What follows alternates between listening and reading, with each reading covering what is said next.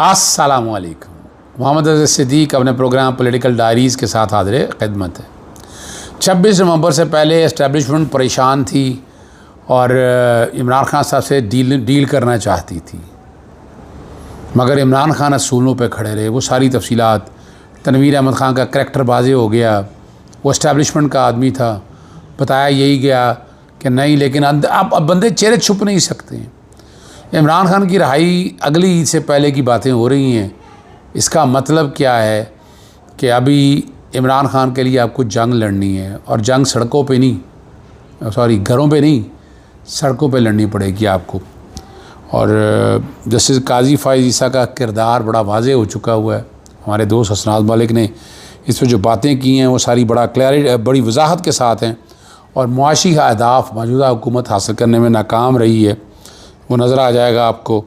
और अब निजी कंपनियां क्या डिमांडें करती फिर रही हैं, पाकिस्तान की इस वक्त पोजीशन क्या है, हालत क्या है, इन सारे इश्यूज़ पे ऊपर गुफ्तगू करेंगे। सबसे पहली बात जो है, जहांज़ेब खान दोस्त हैं हमारे, उन्होंने एक प्रोग्राम में बात कही और बड़ी वजाहत के साथ बात कही। उन्होंने बताया कि इस वक्त हालात क्या हैं। उन्होंने क्लैरिटी के साथ जो बातें कही हैं कि तनवीर अहमद ख़ान इस्टेब्लिशमेंट का आदमी था, और 18 नवंबर को मुलाकात जब हुई, इमरान खान से मिलने से इनकार किया। जब तनवीर अहमद आए तो हैरान हुए तनवीर अहमद को देखा, ये तनवीर अहमद की बकौल है। और जेल अमले ने ज़बरदस्ती दरवाज़ा बंद कर दिया, और तनवीर अहमद ने कहा आपको मेरी बात सुनना होगी, जिसके बाद इमरान खान ने 1.5 घंटा तक बात सुनी और फाइनल कॉल से पहले भेजा। और 18 नवंबर को इमरान खान को 35 शराइत पेश की। अगर उन्हें मान लिया जाए तो खान बेगुनाह कैद से रहा हो सकते हैं। 35 में से बात 5 शराइत तक पहुँच गई। अगर लेकिन इमरान खान ने असूलों पे सौदा करने से मना कर दी। अच्छा, ये जो लोग बातें करते हैं ना सारे बैठकर कि इमरान खान डील के लिए, भाई इमरान खान अगर डील के लिए ढूंढ रहा होता तो कब की डील हो चुकी होती। इमरान खान कब के बाहर चले गए होते। इमरान खान किसी डील पे यकीन नहीं रखते, ना डील पे यकीन रखते। इमरान खान ने पढ़ने डाला हुआ, पंजाबी कहते हैं पढ़ने पाया हुआ है। और इस बात की क्याजी जो है हसन नियाज़ी के वाले हफीज़ुल्लाह नियाज़ी ने भी कही है, और अभी भी इमरान खड़ा है।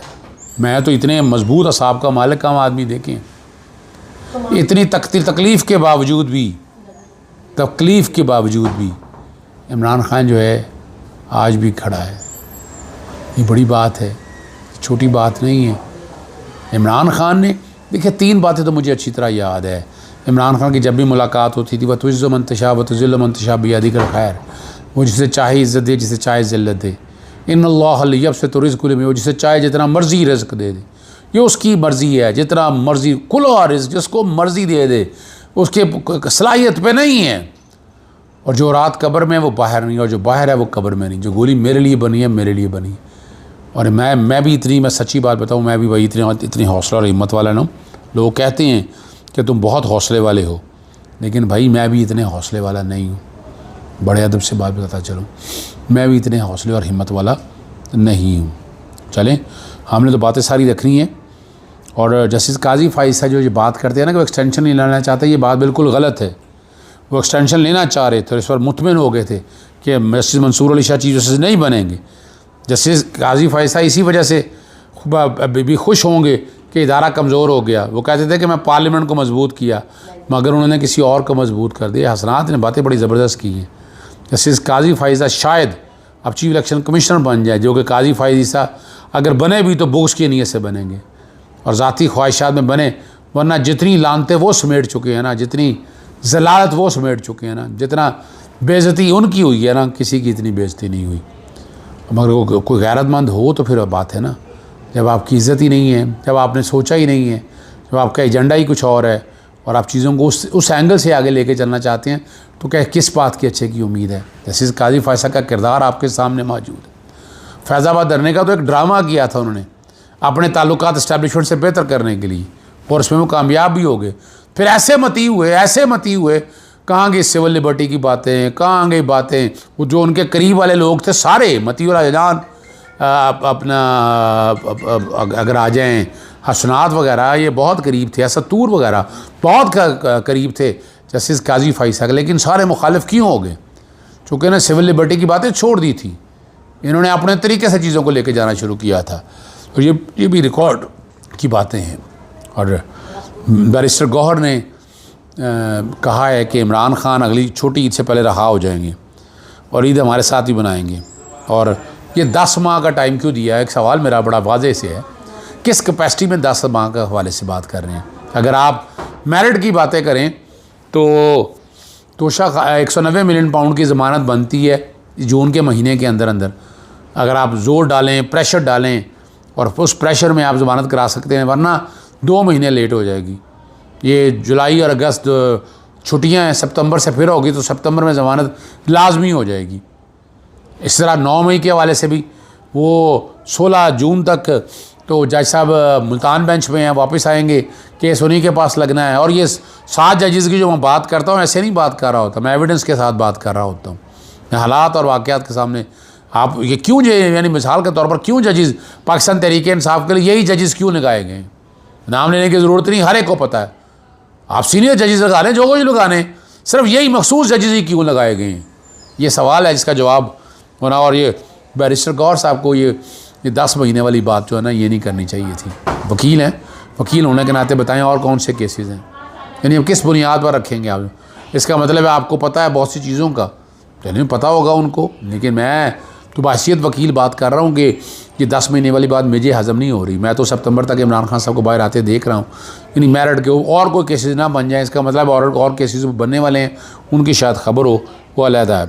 हुकूमत अपने बेशतर अहदाफ जो है ना मईशत के, वो हासिल करने में बुरी तरह नाकाम हुआ। कौमी इक़्तिसादी सर्वे पेश कर दिया गया। शहबाज हुकूमत बेशतर मुआशी अहदाफ हासिल करने में नाकाम हो गया। मुआशी शरह नमू का हदफ 3.6% हासिल ना हो सका। शरह नमू जो है वो सिर्फ 2.7% रही।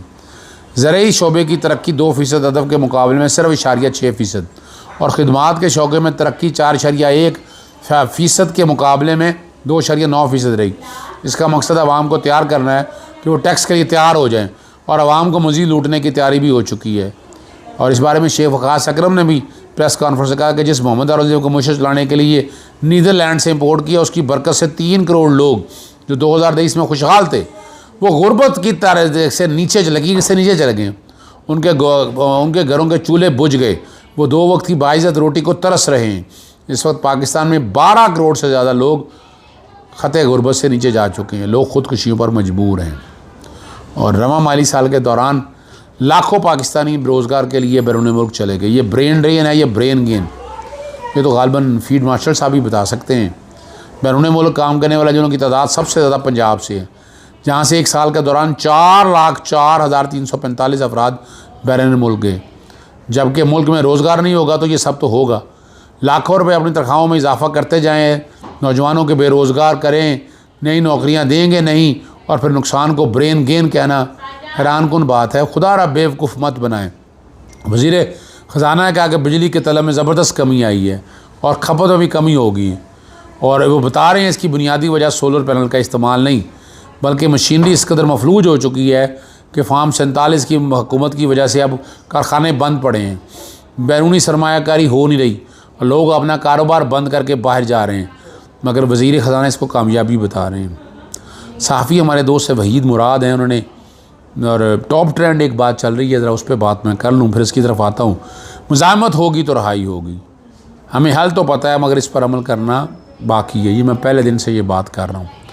उन्होंने निजी कंपनी ने मुतालबा किया कि उसके अकाउंट में एम टैग के नाम पर एडवांस रकम जमा कराई जाए, वरना जो शायद 100 की आपके 80 की देंगे। एम टैग अगर सहूलत है और टूल प्लाजा पर गाड़ियों की तारों को कम करना मकसूद है, तो हर गाड़ी के दाखिले के वक्त कैमरा स्कैन तो होता है, और मोटरवे से निकलते वक्त दोबारा स्कैन भी हो रहा होगा। तो फिर आप आगे QR कोड नस्ब कीजिए ताकि कोई भी सारा अपनी बैंकिंग ऐप से अदायगी कर सके। आपके ख़जाने में पहले से रकम निकलवाना क्यों ज़रूरी है? और कोई बताएगा कि वन नेटवर्क प्राइवेट लिमिटेड नामी इस कंपनी को कब और कितनी बोली के तहत मोटरवेज़ संभालने का ठेका दिया गया? 5 दिन बाद 15 जून से इससे मुतल्लिक़ बाज़ टैक्सेस में मज़ीद 50% इजाफा होने जा रहा है। अब ये सारी बातें आपके सामने रखने का मकसद सिर्फ यही है कि इस मुल्क को कौन चला रहा है, किधर लेके जा रहा है, किस तरह हो रहा है। ये सारी बातों का जवाब मेरे पास तो है नहीं, लेकिन मैं जब हालात और वाक़या देखता हूँ, परेशानी बहुत होती है, दिक्कत बहुत होती है। अल्लाह ताला इन सब चीज़ों को बेहतरी की तरफ लेकर जाए। हम तो यही दुआ कर सकते हैं। इजाज़त चाहता हूँ। अस्सलाम वालेकुम। अल्लाह हाफ़िज़। पाकिस्तान जिंदाबाद।